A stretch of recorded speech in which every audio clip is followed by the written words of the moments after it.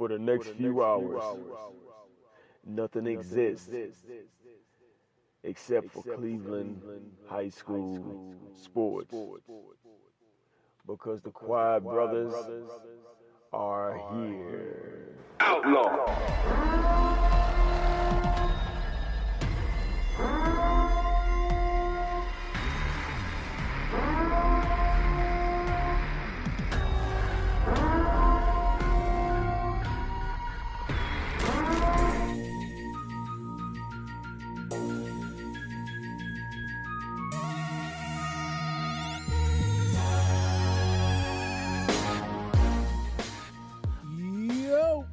What's going on, y'all? Welcome to the Quiet Brothers Sports Show.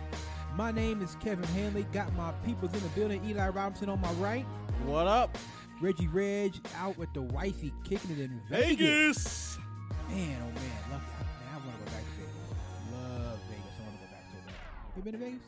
Oh yeah. I want to go back. I want to go back. So, Reg, Erica, enjoy yourselves out there. Philly Phil out getting the bag, but he will be back on a pretty regular basis starting next month. Can't be mad at that. Got to get that paper. So we got some things to talk about today. Browns training camp starts in 8 days. Yes, we'll finally get to see on the field what we've been seeing on paper and see what all the hype is about. So we'll hit that. Cleveland Indians pleasantly surprising me. 3 games back. 3 games back. 7-3 in their last 10 games. 3 games back of the Twins. Twins 4-6 in their last 10 games. Shot 8, man. Real quick, just on a side note on the end, just a little bit. Just good news from that game today. Any of you that saw it. So reports are that the little boy that was hit by Francisco Lindor's line drive is okay, responsive in the hospital. He's answering questions. So if you didn't know, Francisco Lindor hit a foul ball, hit a little 3-year-old boy, I believe, in the head. Yeah. So from the last reports that I saw, the little boy is doing okay. He's responsive. So my guess is he'll probably make a full recovery from that. So on that note, I mean, baseball. Honestly, I think enough is enough. You need to extend the netting down the first and third lines. The netting needs to be extended. I'm going to play devil's advocate there. Yes, the netting needs to be extended, but on your ticket, it has the disclaimer on there. It does say that. Yeah. It does say that. And before the actual game starts, the PA announcer it comes on and says, well, you know, he gives you a disclaimer too for any fly foul balls or anything. Yeah, and it's on the seats. And they still need to extend the netting. Yeah, I agree. Because somebody's gonna die. Yeah, somebody is gonna that little boy. I mean, luckily he's okay. But that ball hits him in the right spot in the head, or the wrong spot, I should say. He's done. So they need to extend that netting. Honestly, if something like this had happened and we were coming up on the All-Star break, I'd say do it over the All-Star break. That's what I would say. I know that's maybe a stretch for every single Major League Baseball stadium, but I think this offseason, every single stadium in Major League Baseball needs to have that netting extended. Every single one of them. I agree. Because you can't have somebody dying at a game. Now that's 2 kids that I've seen probably in the last couple of months. 2 little kids that have gotten hit. The kid that got hit at the Cubs game, the little girl, and now this little boy with Francisco Lindor. You can't have that. Got to extend that netting. It might be a pain. There might be a cost to it. But you're Major League Baseball. Come on, stop it. You can do that. You need to do that. But fans also. I mean, it's easy to say, they have disclaimers and the PA announcer and it's on the seats and all that, but, some of those foul balls are coming in hot and you only have about a second or so to react before that ball is there. And sometimes you just can't react or get out of the way quick enough. Yeah, and from a legal standpoint, you can't sue the Indians or the ballpark because you have everything. They do have the disclaimers on disclaimer on everything. Major League Baseball should go ahead and nip this in the bud. Go ahead and kill this right now. Starting next season, every Major League stadium is going to have that netting extended down the first and third base lines. You won't have trouble seeing the game. Yeah, I don't want to hear that excuse. You're not going to have trouble. I've gone to games and sat right behind the netting and had no problem seeing anything. You're not going to have a problem seeing the game. But it needs to happen. It needs to be extended. Because it's really getting dangerous, and especially with people. You want to be able to take your kids on there. Those are great seats. You take your kids down there. You want to see you want to see the game.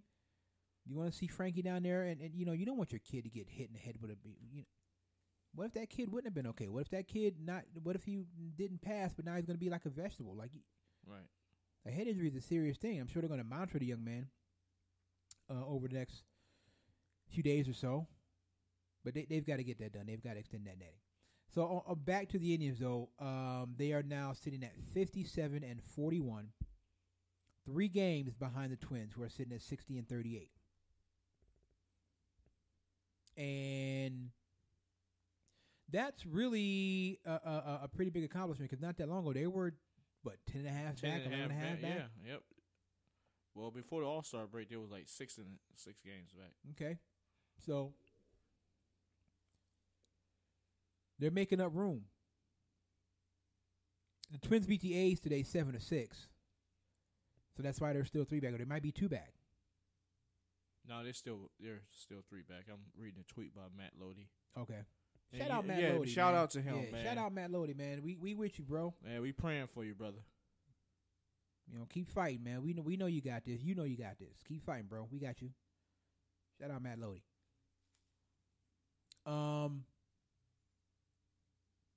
So yeah, I mean, I really believe that, if they can kind of get things together, we might see some kind of resurgence. Now, could they take over the division lead from the Twins? Absolutely, they could.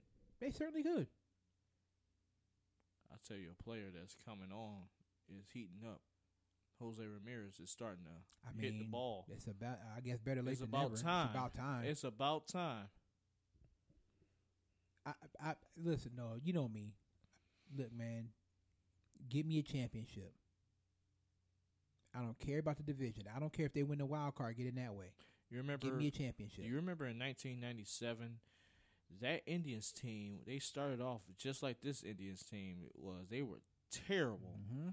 And then after that All-Star break, they just took off.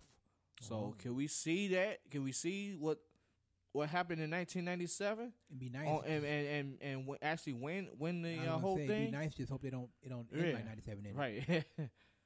But no, I mean, I mean, at this point, I am championship or bust with the Indians.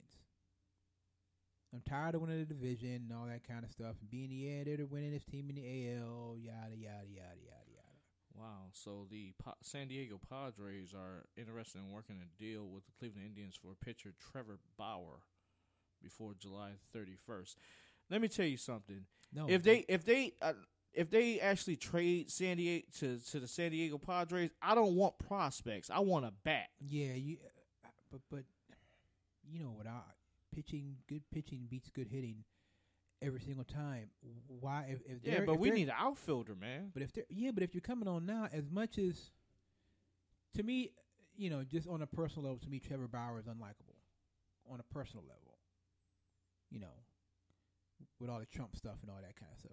Trevor Bauer is unlikable to me on that level, but he is a damn good pitcher. He is.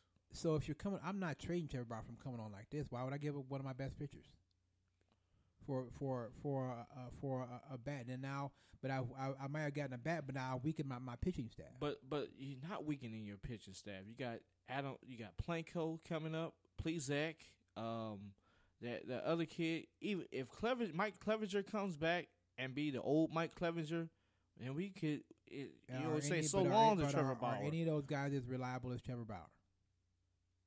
No, Trevor Bauer sometimes get rocked. He does, but every pitcher, Kluber gets rocked when we get to the playoffs. Pitchers are susceptible to that. But at least I know that 8 times out of 10, Trevor Bauer is going to be a damn good pitcher. He might get right a couple of times, but 8 out of those 10 times, Trevor Bauer's going to give me what I need. I mean, I guess it would just depend on what San Diego is going to give up, willing to give up for him. I guess it would just depend on that.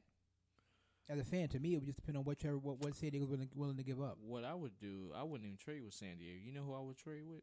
Cincinnati Reds. And you know who for? Yasiel Puig.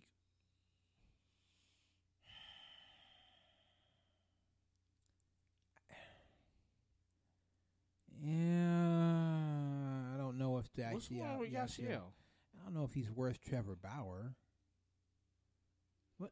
I mean, if you trade him, they talking about trading him to the New York Yankees for Clint Frazier. Clint Frazier, the guy we drafted. Don't trade him to the Yankees. You trade him to anybody. Don't trade him to the Yankees.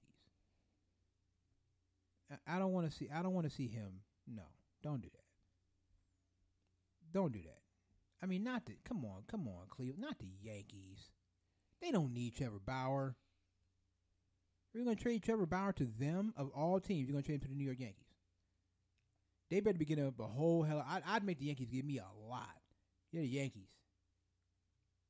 They're going to have to give me a lot. I'm not just going to give you Trevor Bauer for nothing. Well, we definitely need a bat to catch up with those Minnesota Twins because they are stacked with hitting. They are stacked, but again, what neutralizes great hitting? And they got pitching too. Well, but what neutralizes great hitting? Great pitching. Great pitching, right. There you go. So do we really want to give up Trevor Bauer? I mean, unless it was a deal that really just blew me away, I'm like, no, I'm not. No. I'm not giving up. No, why would I do that? Unless it's a deal that absolutely blew me away, I'm not giving up Trevor Bauer. There's no need to give up Trevor Bauer for that. You know what I'm saying? Like, no, I'm not doing that. Because if I've got a team and I can neutralize their great hitting with my great pitching, I know we got Clevenger, I know there's Kluber, and I get all that. But you could never have enough good pitching. Okay, never. So say for instance the Indians trade Trevor Bauer to the Kansas City Royals for Alex Gordon. You wouldn't take that trade? Just at this point, to me, Trevor Bauer is almost untradeable to me at this point. Because, listen, he's the leader in wins. He's the leader in ERA. He's a leader in strikeouts. I mean, you know what I mean? Like, so he's got 9 wins. His ERA is 3.67. He's got 170 strikeouts. So he's leading in all 3 of those major categories. He's number one guy. So what if Cincinnati Reds call and say, we want Trevor Bauer for Yasiel Puig and Hunter Green? I mean, I guess you'd have to listen to it. I mean, unless... I don't know. I guess if they really had that much faith in Clevenger, and I'll throw in Joey Votto. But he's not the same Votto as he's still a good doggone good hitter, man. Corey Kluber's ERA is 5.80. Yeah, that is crazy. I mean, no one's got. I mean, the only one. I mean, none of the starters, I don't think, have an ERA under 3. Bowers is 3.67. Bieber's is 3.69. Shane Bieber, that's another guy you need. Yeah. Clevenger is 3.57. Kluber's 5.8. Golly, Kluber. Who's the last starter? Bauer, Bieber, Clevenger, Kluber, Carrasco. It was Carrasco. It was Cookie, and he's at 4.98. Bieber's the second leader on the squad with 156 strikeouts. I like Shane Bieber. Good young kid. If you get a chance, trade him though. I might trade Bieber. No, I wouldn't trade Bieber. No. Bauer is 28 years old. Bieber is let's not make the Jared Wright mistake again. Let's not make that mistake. Bieber was good last year. I mean, him and Bauer have been working. They both. I mean, the innings that they've pitched has been crazy. They've been working. I wouldn't trade Brad Hand. That's who I wouldn't trade. No, I wouldn't trade Hand either. His ER 2.38 ERA. No, I'm not trading Brad Hand either. No way. He's the leader in saves, 27 saves. No, I'm not trading Brad Hand either. Absolutely not. I don't know. I would have to just be kind of blown away by an offer to get rid of Trevor Bauer. Again, as much as to me personally, he's unlikable off the field. But that's just me. I'd have to be really blown away. Training camp starts in 8 days. 8 days is going to be on and popping in Berea. We'll get our first look at Baker and OBJ. Baker with OBJ and Jarvis. And Callaway. And Rashard Higgins. And Njoku.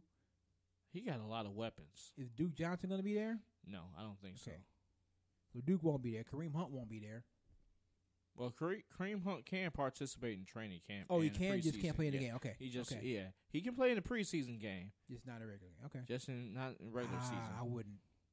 I mean, I might give him a couple of reps in preseason, but I'm not giving him much. He might get 2-3 reps a game, but that's it. Because you don't want to play him in the preseason and then get him hurt, and then, you know what I'm saying? I'm not doing that. I don't want to do that. But we're going to see. We are getting ready to see how it's all going to play out. Yeah. Season is right around the corner, man. Man, I can't believe it's about to be August. I know. This summer's going fast. Right. It is going fast. It's going real fast. Season right around the corner. Let's get it. Let's go. And we're going to see how it's all going to work out for the Browns.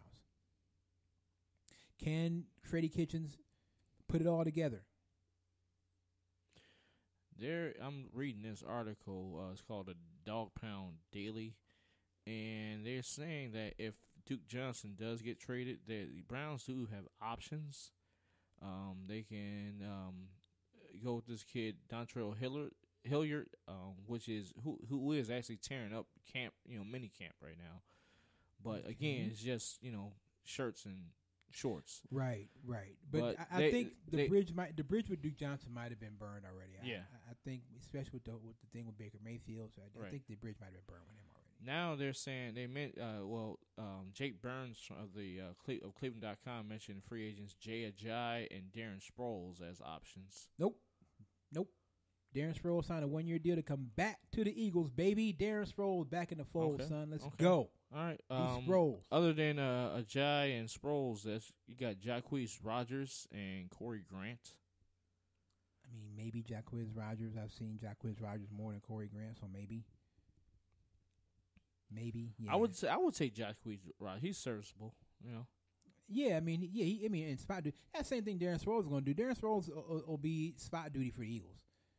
You know what I mean? Darren Sproles will get, 5-6 touches a game, maybe. I mean, the guy he's pretty up there in age. He's been around for a long time, so I mean it's a little crowded in that backfield, but there's just so much contention between Duke Johnson, I think, and the Browns. I don't think it's going to work. But John Dorsey's done his part. Right. So now it's time for Kitchens and his staff to put it all together and see what we got out there on the field. It's time to see what this team is made of. Can I just say something? Yeah. They should go back to the old school look, the Browns, with the white face masks. I think they are in 2020. That's when. Yeah, I think they are, because that's when the league can grant you the decision to actually change your uniforms. Jeffrey, do it, Jeffrey. Please go back to the Kelly Greens. Jeffrey Lurie, I'm begging you. Go back to the Kelly Greens, Jeffrey. Please do it. Go back to the Kelly Greens. Come on, man. Look out for us, man. Go back to the Kelly Green. You want to make more money, Jeff? Go back to the Kelly Green. Promise you make more money. But the Browns should go back to those to the 1990s uniforms where they had the white face mask. They should do that. I don't like that. I don't like the brown face mask. That looks too much like Bowling Green. I don't like that. That's not a shot at Bowling Green. Is that a shot at my? It's not a shot at Bowling Green. But I'm like, you shouldn't be. The college team should be looking like you. You shouldn't be looking like the college team. Well, where do you think Bowling Green got their look from? The training camp used to be out at Bowling Green. Yeah, I'm just saying though. But the Bowling Green had the brown face mask first, right? The Browns didn't have the brown face mask first. Bowling Green had the Browns have. Oh, Brown had the. Had Then the they brown face gave it mask to first? Bowling Green. I thought it was the other way around. So, I mean, it's going to be up to Kitchens now, and again, his staff to put this all together. And on the defensive side of the ball, you got Sheldon Richardson, Yeah. Olivier Vernon, Myles Garrett. Myles Garrett. What they need to do is what every single team needs to do is get through this preseason with no major injuries. That's what I honestly, I agree. as a fan, every single summer, I'm praying, please nobody major get hurt. Yeah. I know injuries are going to happen, but I don't want anybody that's supposed to have a significant impact on my team getting hurt. Please, no major injuries to anybody that's going to have a major impact on the squad. I hate seeing that. That's why the owners want to go to 2 preseason games. I'm all for it. Yep. I'm all for it too. All for it.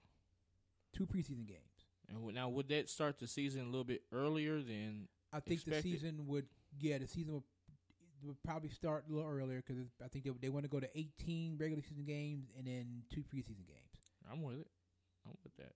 Like if somebody's going to get hurt, man, get hurt in a game that's going to count in the standings. That's what I say. If somebody's going to get hurt, I don't want to see anybody get hurt, but if they're going to get hurt, I'd rather them get hurt in a game that counts than a game that has absolutely no bearing on the season. And it's really going to be important for the Browns to come out of the gate quick. They come out 3-4, 2-5. Ooh, 2-5 would be bad. That'd be really bad. That'd be really, really Let's bad. stop talking about it. They got to come out. They got to come out hot. Let me see. Do we go over their schedule? No, we didn't, and Because I don't. We got to take a look at it. I'm gonna pull it up here. We'll take a look at it. Let's do this. Let's go ahead and take a break. Let's take a break. All right. We'll take a break. We'll come back. We'll look at the Brown schedule.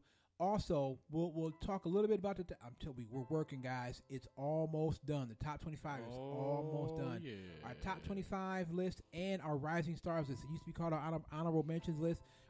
We've changed the name, so we got our top 25 list and our rising stars list. They're both very, very, very close to be done. We hope to have these lists released in the next week or 2. Very, very close here. We're close to our first show for the season for our pick'ems. Picking some of the high school games. And we'll do NFL too. Coach Riz will be joining us. So it's going to be fun, man, this next month or so. But those lists are coming, so be on the lookout for those. All right, so we'll take a break. We'll come back. We'll talk some more Browns. We'll talk some other things. Your last name of the song. The name of the song is called Diamonds by William Beats. This is the Quad Brothers Sports Show on One Unit Media Network. Yep.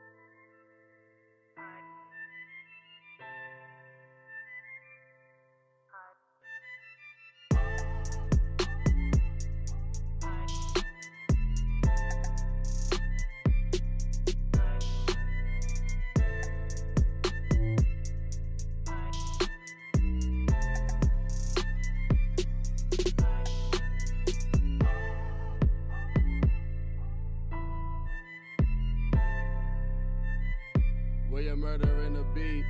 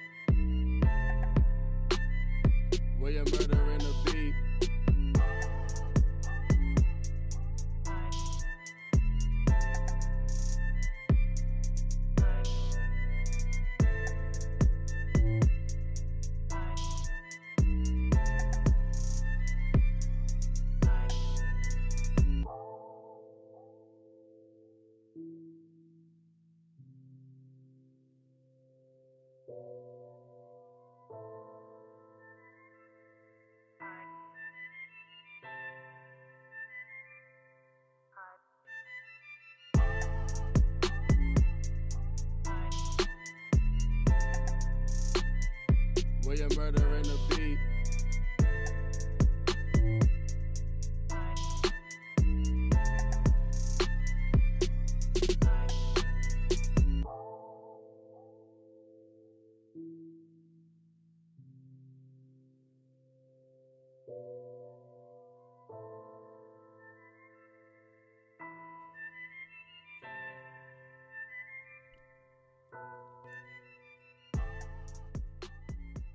Welcome back to the show.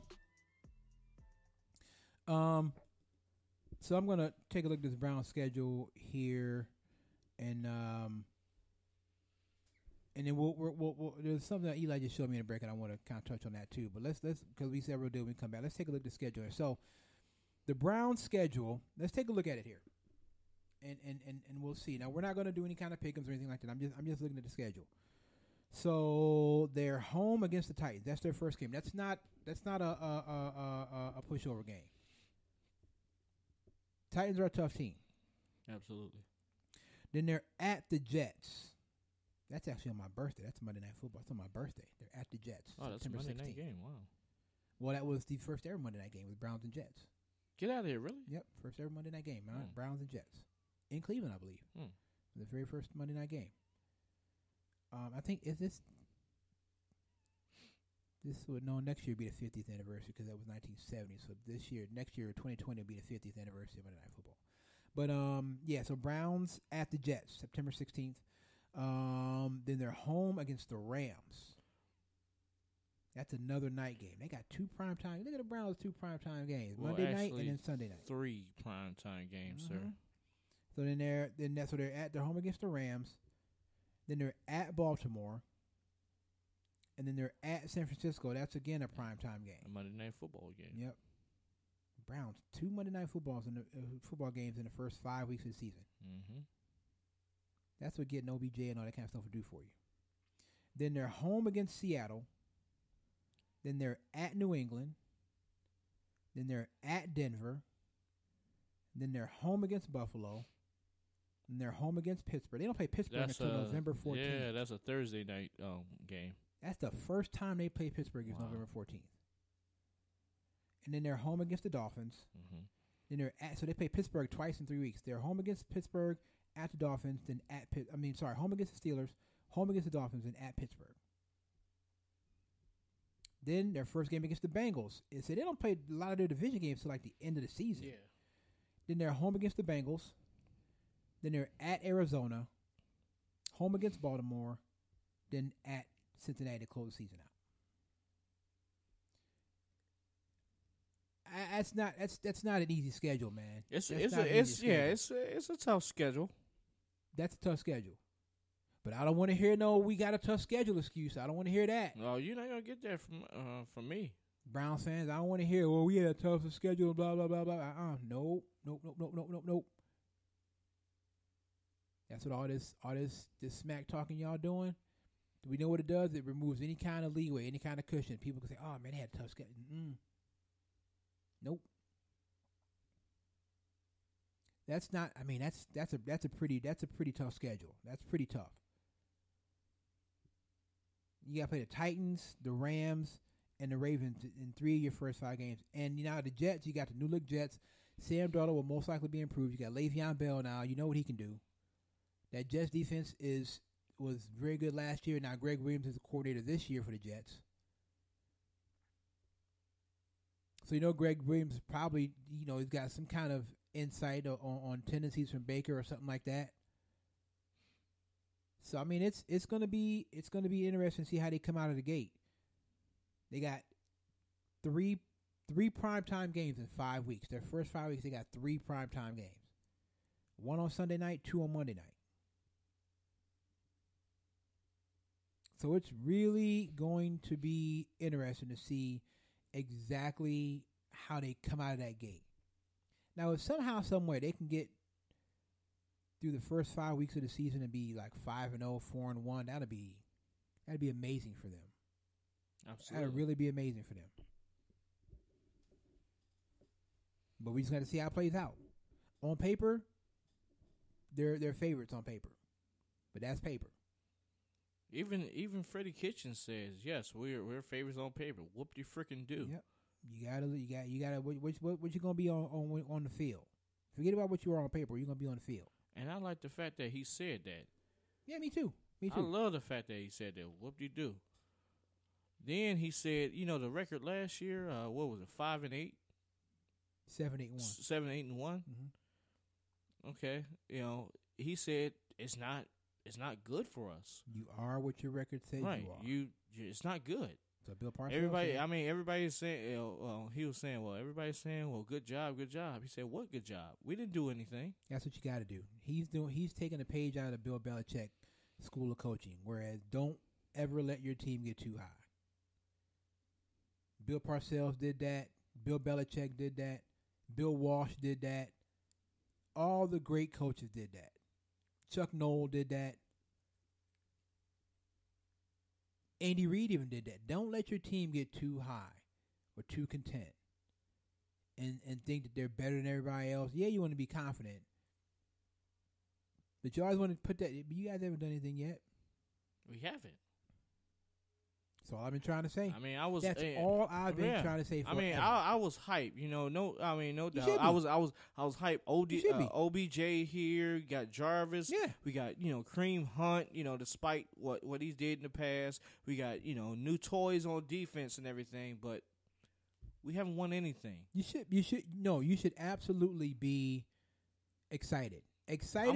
And overconfident are two different things. And I'm gonna take your catchphrase. Slow down. Slow your roll. Slow down. I mean, listen. All I'm saying is, you really don't want to set yourself up for disappointment. I just want to make the play. I just want to have a good record, and really I want to make the playoffs. That's it. You really don't, because it's gonna feel worse to have all that talent if you finish 8-8. That's gonna feel worse than if you went 1-15, and you weren't a talented team and you went 1-15. That'll feel worse than if you had all that talent and went like 8-8.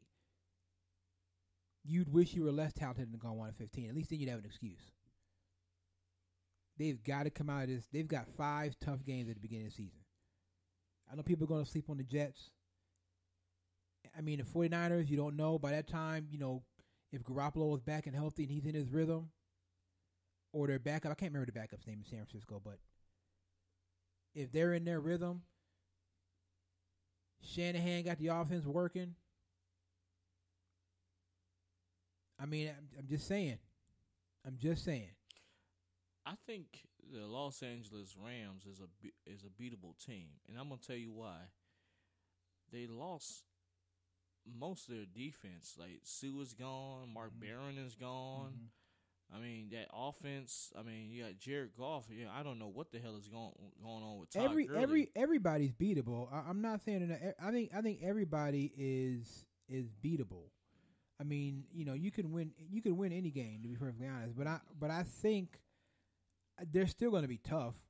That's still a tough win. That's a tough win. Yeah, it is a tough win. The good thing for the Browns is that they're at home. Yeah, that's the good thing for them. They're at home against the Rams. And if they had to go to Los Angeles, I'd be a little worried. But they're at home.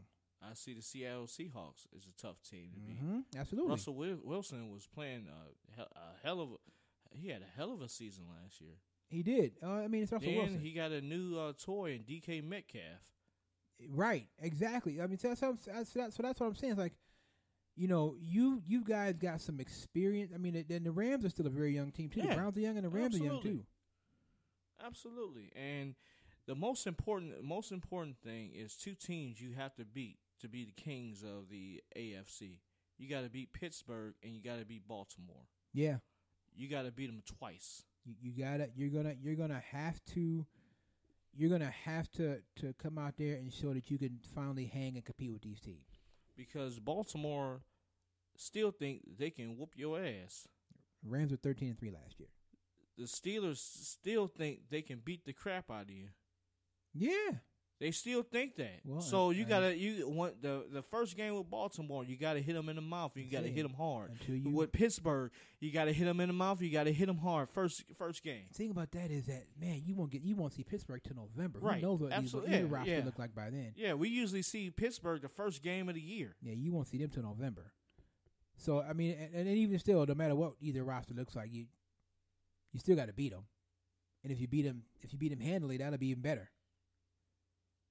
but you still got to beat them. At some point, they're going to need to at least split. They're going to need to at least split with Pittsburgh and Baltimore this season. I don't think they can afford to get swept by either one. We can't. No.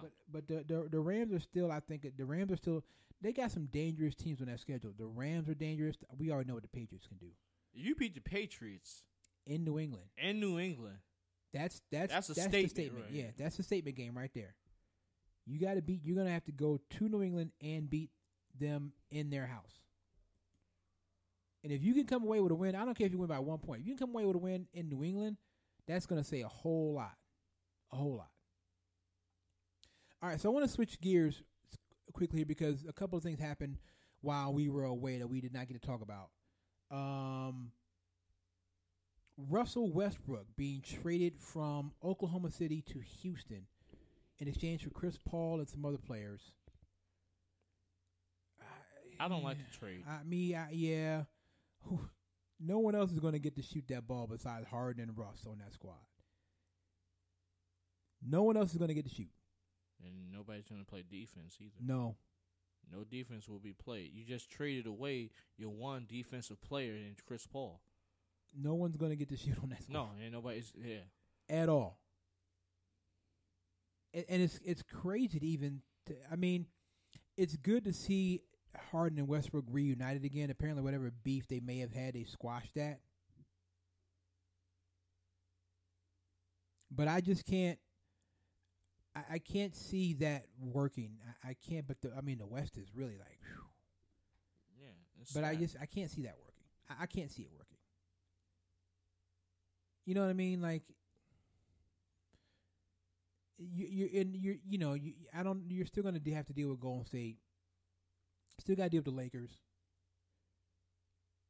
Portland, Utah, Denver, Kings, the Clippers, the Kings. Yeah. So you still have to deal with all that. Kawhi, actually, I think we took off that week too. Kawhi, after Kawhi got signed with the Clippers, I believe. Mm-hmm. It's been a couple. We've been on this. So it was about 2 weeks ago we were on. You got Kawhi, and I just blanked. Kawhi and Paul George. Oh, I just blanked. Kawhi and Paul George with the Clippers. LeBron and AD with the Lakers. Russ and Harden with the Rockets. Dame is the only one that doesn't really have a true big name superstar, but he's got CJ McCollum with him. Those two know how to get down. So it's going to be interesting to see exactly how that plays out in Houston. I see Russ and Harden jacking up a lot of shots. And I see Russ hitting bricks. So, part of me is like in that offense with Mike D'Antoni running it, with Harden and Russ. But that's a running gun offense, though. Russ can run, though. It's not like he can't run. But he can't gun. I don't know. It's just gonna be interesting. It's gonna be interesting to see how that plays out. Russell Westbrook is the worst 3-point shooter in the league. Yeah, he's not a very good 3-point shooter at all. Not at all. He's not a very good 3-point shooter at all. He should dribble penetration. That's his game. Yeah, getting inside, dribble penetration, getting inside, and then let James Harden do all the shooting. No, but Russ can't do that though. Russ can't. He can't. You can't let Harden do all the shooting. Because Russ is gonna. It's gonna be them anyway. Russ is gonna want to get his fair share of shots. He's gonna want his fair share, as he should. It's just how what's anyone else going to do? You know what I'm saying? Like, what's anyone else going to shoot? Well, they still have Eric Gordon, who is a 3-point marksman. Right, but now what's his role? Do you know what I mean? Is he only the 3-point shooter? Well, is there enough to go around with him? Is what I'm saying. I think he might be coming off the bench because if you look at it, you got Russell Westbrook at the 1, and you got Harden as shooting guard. Who's going to play small forward? Man, it's just Eric Gordon is not a small forward. He's strictly a shooting guard. He's not a small forward. right. He's not like LeBron that can do both. So they got a hole at small forward. Yeah, they do. They do. I don't know, man. Like I said, I can't see it. I can't see it working. No. And I don't mean throw any shade or anything, Russ reunited with, James Harden, but it's not gonna work.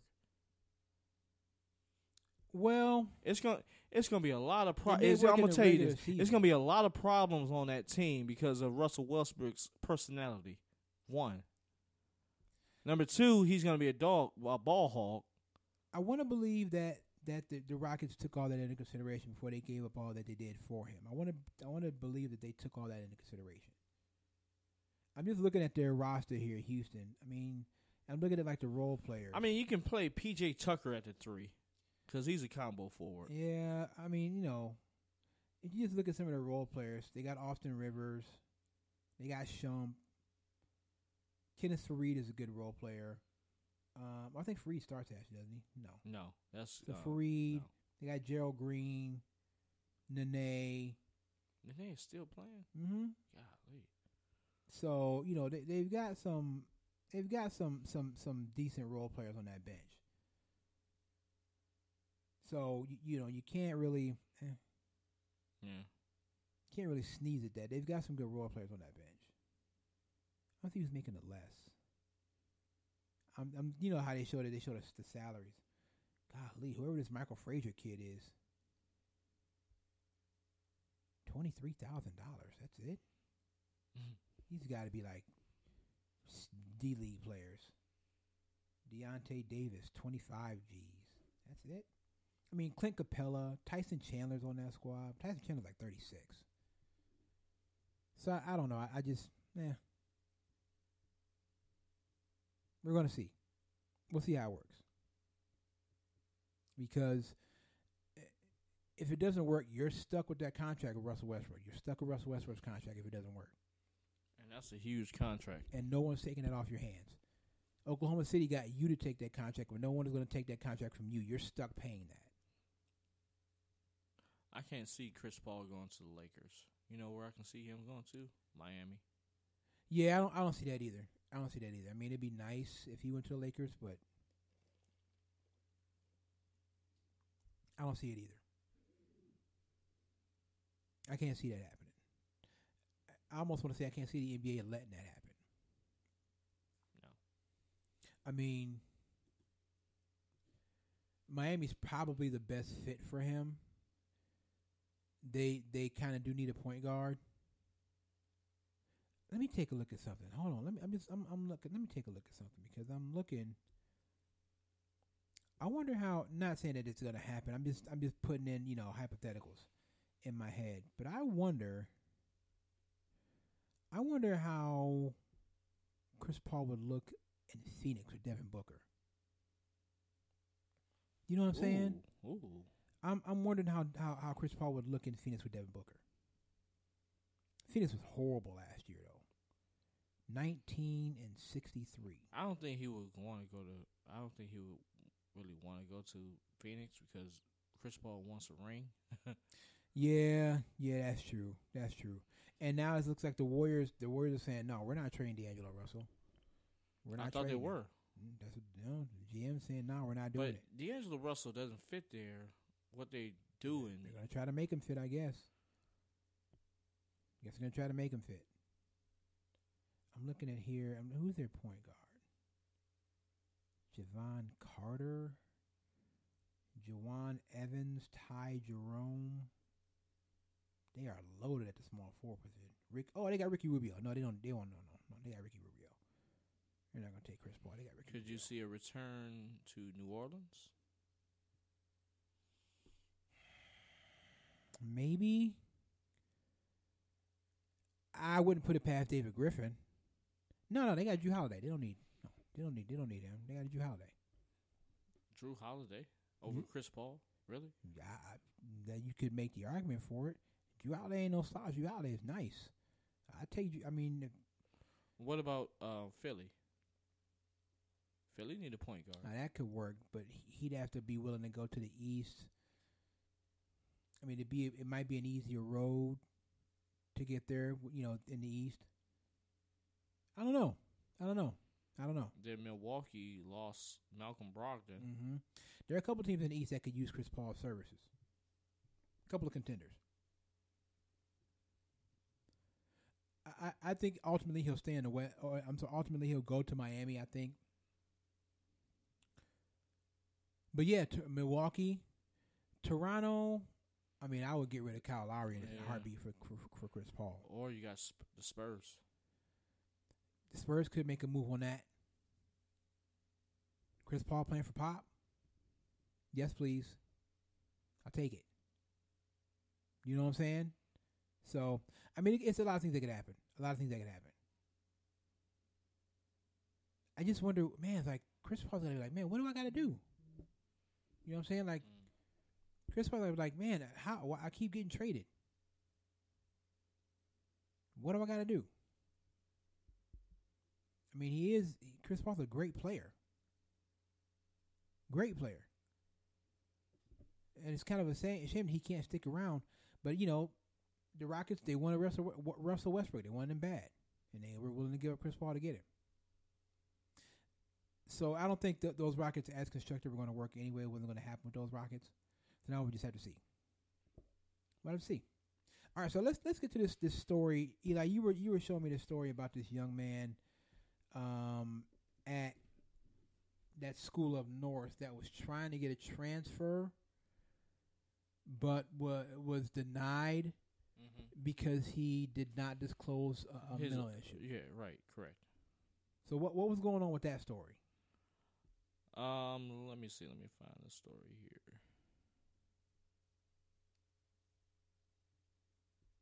Because basically, it was something like Harbaugh said he didn't want to grant it because he didn't want to, you know what I mean? Because the kid didn't disclose his mental illness to the school. Is that basically what you just said was? Well, per the Associated Press, Michigan Wolverines head coach Jim Harbaugh said Friday he's unsure whether mental health should be used as a reason to grant NCAA transfer waivers, since it could give players initiative to provide false information about a serious issue. No, Harbaugh's looking out for his own interests. He said, and I quote, "Down the road, I don't see that." Well, he said, Harbaugh said on ESPN NU radio, it says it creates a difficult dynamic because the NCAA must take player statements on a matter at face value. And he said, "Down the road, I don't see that helping them if that's not a legitimate thing." He said, "But nobody would know. But what are you going to say? 10 years down the road, I just had to say what I had to say. You're putting them in a position that's unfair, not right. You're saying it just to say it. That's not something we should be promoting at the college level. Telling the truth matters, especially at college." These kids kill me. I mean, these coaches kill me. These coaches kill me with their fake concern over the play. These coaches are worried about keeping players on their roster. Coaches can leave anytime they want. These college coaches leave at the drop of a hat. If they're going to go, you're coaching at Toledo and you have a great season at Toledo, and Nebraska comes calling. Well, coach is like, I'm out of here. I'm gone. Here's what the young man said on Twitter. He said, "My NCAA waiver got denied. Clearly, mental well-being isn't as important as playing time. The stigma is real. The University of Cincinnati filed a waiver for me to be immediately eligible. The NCAA has denied my waiver specifically because I never spoke up about my mental struggles to the administration at the University of Michigan. Like many football players, I was afraid to speak up about my depression, not wanting to look weak. Now the NCAA is telling me that my courage to step forward and speak about my let's see, the tweet cut off. But so basically, here's the thing: a lot of these players are afraid to speak on mental health issues and admit that they have mental health issues because it's somehow it's seen as some sort of weakness, and coaches play into that. Mental health is seen as you being weak. And, you can't show any kind of emotional weakness when you play football. No. So say the coaches. And I'm not anti-coach. Let me just make that clear. I'm not anti-coach. There are a lot of coaches out there that are helping young men, get by, get better, become more productive members of society. But there are coaches, especially at the college level, who are there for their benefit only. They don't care about their players. They care about the players that can suit up and go out there and win them games and get them to a bowl game, because their career is tied to a bowl game. The better bowl game you go to, the better chance you have of sticking around. That's the bottom line in college sports. The better you do, and that's the bottom line in the sports across the board. The better you do, the longer you stick around. In college, though, there's lots of, billions of dollars connected to it. Billions. And so a lot of these coaches, they want the players that are going to be out there and help them on the field and help them win games and help them get to that Rose Bowl or that Citrus Bowl or that, Orange Bowl. Whatever kind of bowl. And when a player goes to the coach and says, "Coach, I'm going through something, man. Like mentally, I'm really going through something, and I feel like this, or I feel like that, or I feel depressed. Or I think I need help." Well, don't the coaches say my door is always open? My door is always open if you need to talk. Some coaches say that. Some coaches say that. Clearly, Jim Harbaugh never said that. Or this kid wouldn't be, going through it like he was. Yeah. Allegedly. Jim Harbaugh, honestly, Jim Harbaugh is so unlikable to me. I'm not a fan of Jim Harbaugh. I'm not either. Not a fan of Jim Harbaugh. For a guy that hasn't really accomplished anything, he sure talks a hell of a lot. And so what somebody and really, honestly, it's the programs they're associated with too. It's Michigan, Ohio State, Florida, LSU, Alabama, USC, Miami, Texas. You're expected to win and win right away. There is no leeway. There is no window. There's no cushion there. Right. You have a 3 or 4 bad seasons, you're out of there. Not even that in some cases. 1 or 2. You at Michigan and you go 6-6 2 years in a row at Michigan, and see if you're there for a third year. You won't be. Go 6-6 2 years in a row at Ohio State. You won't be there for a third season. It's not like the pros. There's no Roonies in college where they just keep you around forever. That ain't how it works in college football. And these coaches have to win. And so when a player comes to them and says, Coach, I can't perform because mentally I'm just not there. That coach is really, most coaches are like, okay, well, that's fine. So you do what you got to do, but I need to bring the next guy in here that's going to help me win. That's a shame, but that's what it is. It should be the social responsibility of a coach to take that young man under his wing, because his parents said, "Hey, go up to the University of Michigan. They'll take care. They seem like they'll take care of you or whatnot." It's the social responsibility of that coach to take care of his players. Absolutely. Now, can a coach be everywhere and do everything? No, but the buck stops with the coach. And if a player comes to you and says, "I need help," your first priority should be getting that player help. Not thinking about how a transfer, or they can do this or they can do that, they can use it. Harbaugh is thinking about how a kid transferring out of his program is going to hurt his program. That's what he's thinking about. Well, he's hurting his program now just by, speaking out on it the way he did. So I wouldn't be surprised if, some of the players think like, well, do I really want to play for this guy? Is he really going to look at? Does he really care about me? Does he really care about me? If I was a parent, I'd be like, what if my kid was going through something? Can I trust Jim Harbaugh to look after my boy? I don't know. I'm uneasy about that. I don't know if I want my boy going to Michigan. You know what I mean? Like, that stuff is serious, man. But to some of these coaches, honestly, these players are nothing. They're there to help the coach win football games. And if you can't help that coach win a football game, you got to go. And period, mental health is serious. Serious business. Now, what if that young man was, had a gun or something and tried to take his own life? Never know. You never know. You never know. You got to take that kind of stuff seriously. All right, man, we're going to take a break. We'll come back. We'll chop it up a little bit more. May hit a couple other things. We'll see how it goes. And then we'll go from there. So, Eli, take us out. The name of the song is called King by Chucky Beats. This is the Quad Brothers Sports Show on One Unit Media Network. Yep.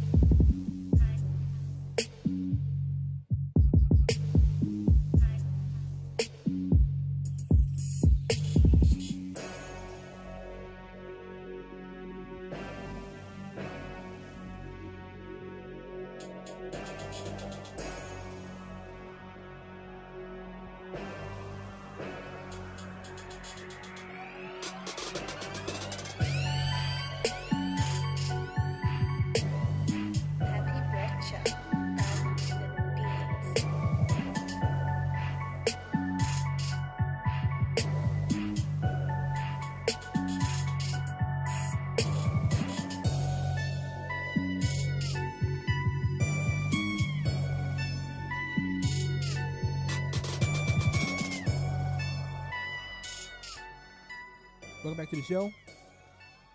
All right, so I want to hit something real quick, man, before we get out of here. I want to hit something real quick. This whole thing going on with the guy in the White House. I refuse to acknowledge him as, the normal word. The guy in the White House. And his tweets about these 4 congresswomen, these women of color. And yeah, there are sometimes, most times we try to have a policy where we stay out of politics. But I thought it was important for us to kind of jump into this one. And really, it's I want to play this clip from the Dan Le Batard show, where Dan addresses it, and basically calls out ESPN for their apolitical stance on certain things, including Jemele Hill. So Eli, if you can go ahead and play that clip from Dan Le Batard, and we'll listen. That's about 3 minutes long. If you haven't heard it, we'll listen to the clip from Dan Le Batard. And then we'll chop it up about that for just a little bit. So what happened last night, this felt un-American, what happened last night, okay?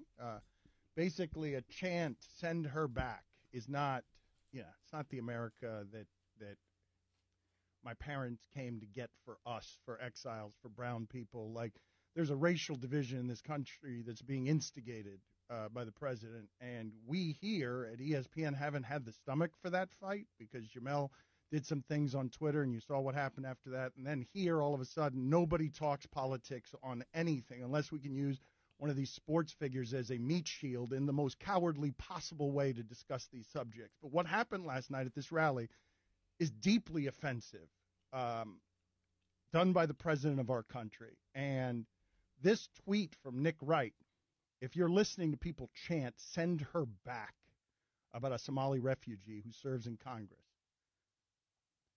Nick Wright writes, I don't talk politics on here, but this isn't political. This is obvious. This is abhorrent, obviously racist, dangerous rhetoric, and not calling it out makes you complicit. The send her back chant and the go back to where you came from are so antithetical to what we should be. It is so right what he is saying there. It is so wrong what the president of our country is doing, trying to go down, getting reelected by dividing the masses at a time when the old white man, the old rich white man, feels oppressed, being attacked by minorities, black people, brown people, women. That's who we're going after now.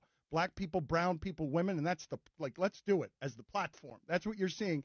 And the only way we can discuss it around here, because this isn't about politics, it's about race. What you're seeing happening around here is about race, and it's been turned into politics. And we only talk about it around here when Steve Kerr or Popovich says something.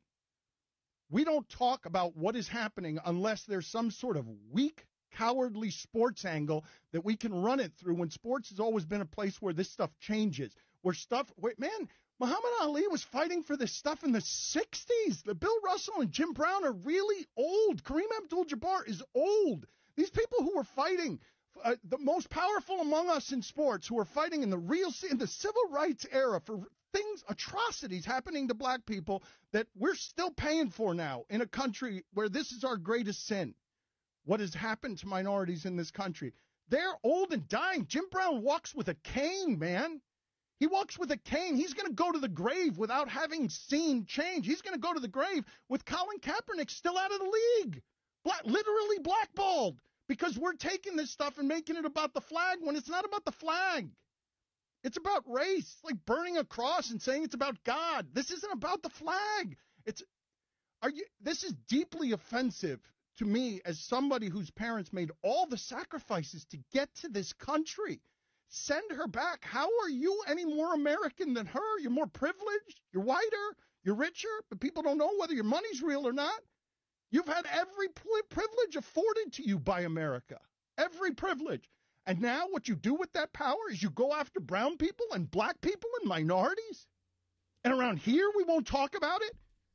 We won't talk about it unless Russell Wilson is saying something about it on his Instagram page. Then we have the power to run with it. Weak-ass shield.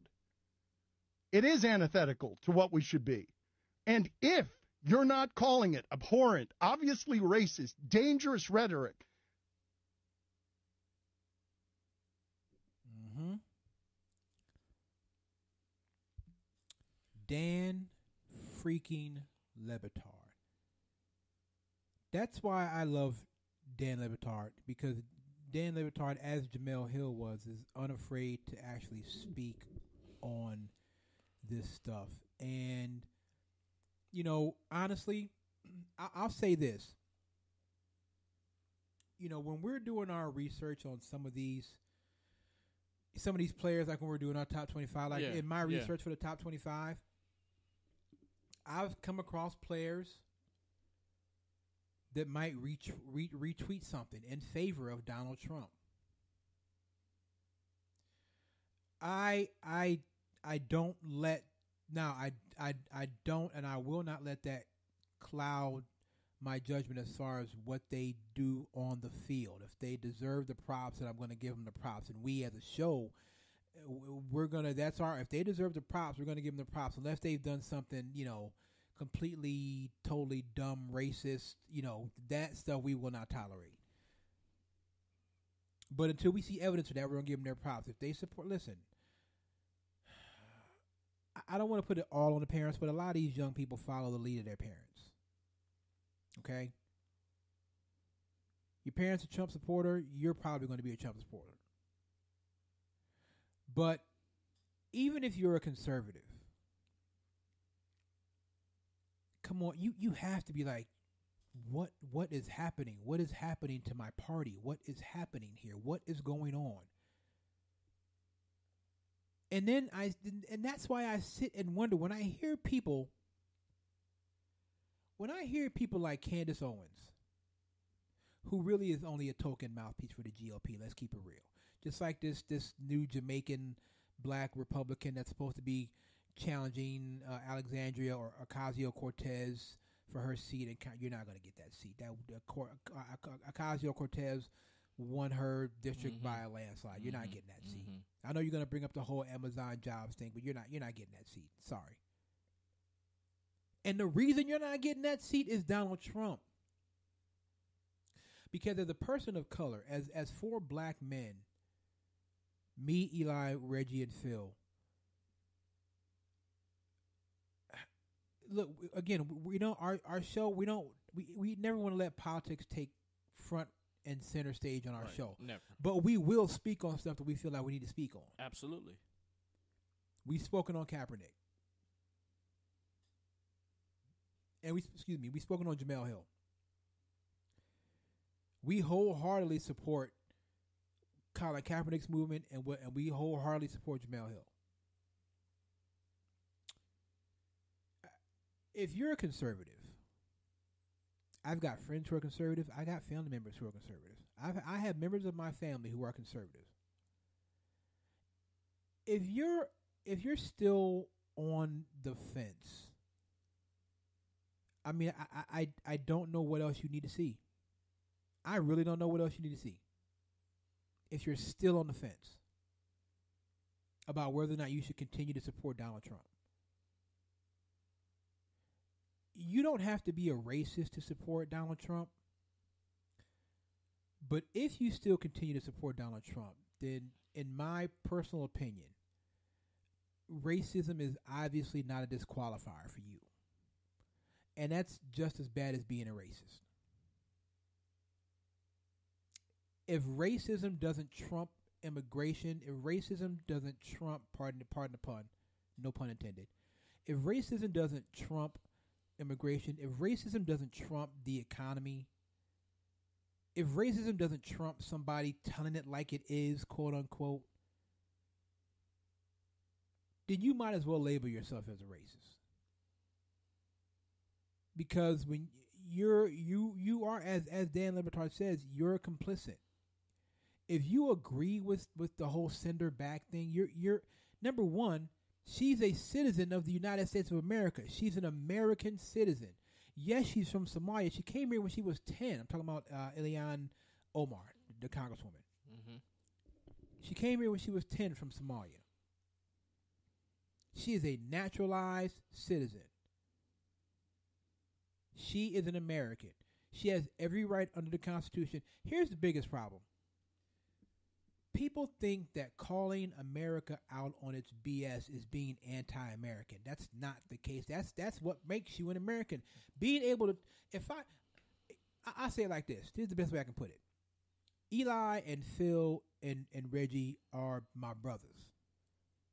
Love these three dudes, man. I mean, genuine love. I love these three dudes. These are my brothers, man. We've been through the fire. We still going through the fire. We trying to make this thing the best thing we can make it. And it's a lot of trials and tribulations, a lot of up and downs in this process of getting this show to where we want it to be. We want this, honestly, we want this show to be huge for us and for y'all. These are my brothers. I love these dudes. And I love them enough to tell them when they on some bull. If Eli was doing something that was just whack and crazy, and if I love Eli, I'm gonna tell her, yo, man, you bugging, you wildin'. What are you doing? And that's how it's supposed to be. That's how it's supposed to be. You think we agree on everything? We don't agree on No, everything. We don't get into absolutely knockdown, drag out fights. We don't agree on everything. And if somebody is doing something that somebody else don't agree with, we can tell each other that. And part of being an American is being able to say, you know what, America has problems. America has a problem with racism. America has a problem with extremism. America has a problem with a lot of things. Is it still the greatest country in the world to live in? Yes. But does that mean you have to submit to a flag or a song or whatever the case might be? No. America was founded on protest. If we would have never protested the way the British were doing things back in the 1700s and 1776, America would not be it. There would be no America. We'd still be under British rule probably. Loving America also means calling America out when necessary. And right now, America needs to be called out. Because there are people out there who just want to save face. They don't want to say, man, you know what? I voted for. I honestly, I know two out of all the people I know that voted for Trump, two of them have actually said to me, you know what? I voted for him and I was wrong. It's a mistake. I shouldn't have voted for him. Two. People out here are still trying to save face. They want to excuse away everything. Everything he does and says, they want to excuse it away. The signs are there. They're obvious. You can go back to the 70s, beginning with the lawsuit in the 70s, when the Nixon administration sued Donald Trump. The Nixon administration sued him for discrimination. The same Richard Nixon that was disgraced, the same I am not a crook Richard Nixon that was disgraced and had to resign the presidency. That administration sued Donald Trump for discrimination back in the 70s. For housing discrimination. Sometimes it's just right there in front of your face. You just got to be willing to admit that you see it. A lot of people they see it, they just don't want to admit that they see it. So I applaud Dan Le Batard, and honestly, we are going, when we see something wrong, when something is not right with us, we're going to speak on it. And if we lose listeners because we speak on it, well, that's just what it is. We're going to keep on going. We're going to keep on going. We're going to speak on it. Because silence is consent. As black men, we cannot sit back and not speak on some of this stuff. We just can't. And people say, well, you bring race into it and you want to play the race card. Well, you know what? There are things that they're about race. Like it's 2019. We shouldn't be at a point where we're still so uncomfortable talking about race where we can't talk about it. It still makes us so. We should never be at a point where we're still that uncomfortable that we can't talk about race. No one's asking white people to apologize for the sins of slavery or anything like that. Absolutely not. We are asking you to stop telling us to get over it, though. We are saying that. You can stop telling us to get over it anytime now. We'd appreciate that. But kudos to Dan Le Batard and even Jamel Hill. We support both of them. They've got much bigger platform than we have, at least for the moment. And so, I just want to kind of touch on that because this is what our country is about at the moment. This is what our country is about. And hopefully we'll get to a place where it's better, but I don't think that'll happen until we get this dude out of the White House. So if you're as set up with it as we are, I would tell you the thing you need to do now is go vote. 2020 is very important. Very important. Not even 2020. Vote for in the primaries. In primaries, yes. In the primaries as well. Yep. Vote the right person that can actually run against Trump. Pay attention to the issues. Yeah. Pay attention to the issues. Not the names. Not the names. Pay attention to what they're saying. Not just the name. Oh, Kamala Harris. Oh, Joe Biden. Oh, this Bernie Sanders. Oh, Cory Booker.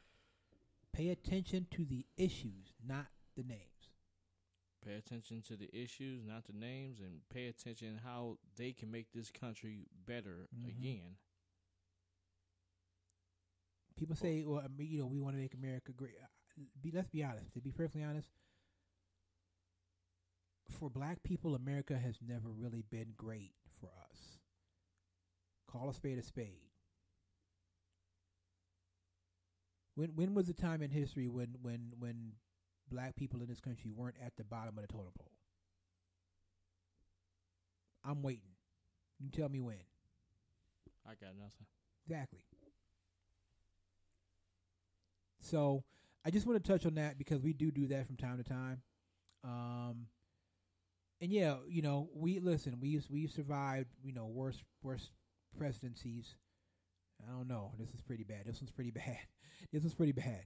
Okay. But we've survived some worse things. So I just want to kind of touch on that before we get out of here, and just tell you, man, if you don't like it, get involved.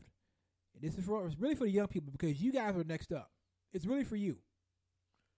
If you don't like what's going on, get involved. And honestly, I would say that on either side of the aisle. Whether you're conservative, liberal, independent, whatever. If you don't like what's happening, get involved. Absolutely. Use the things that are at your disposal. Use social media. Use those things at your disposal. And get involved. And we're going to see, we may get 4 more years of this dude, or we may not. Hopefully we don't.